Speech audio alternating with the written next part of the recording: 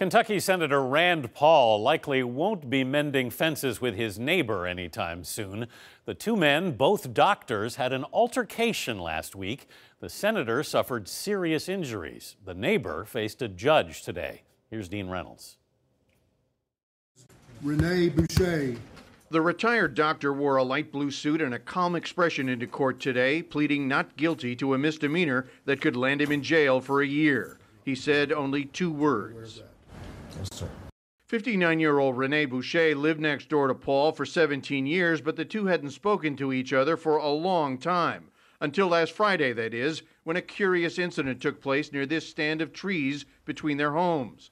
Paul's office said he was blindsided while mowing his lawn in a violent attack by a disturbed person, a reference to Boucher, whose attorney is Matt Baker.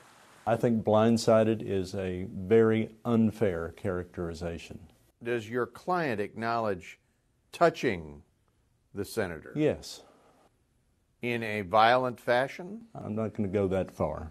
Initially, the police said Paul had minor injuries, but now, almost a week later, he says he has 6 broken ribs.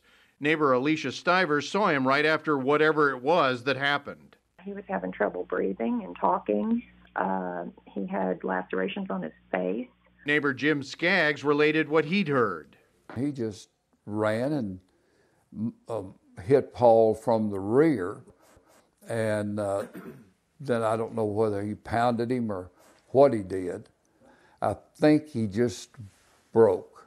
While Paul is very conservative and Boucher is very liberal, their friends say politics was not the cause. It was trivial, they say. It was about lawn maintenance, a humdrum dispute that's lasted years. It's just beyond comprehension that 2 very smart people could let a little blade of grass or a twig or even politics cause a harmful bodily injury like this. It's so beyond comprehension that almost nobody in town believes it.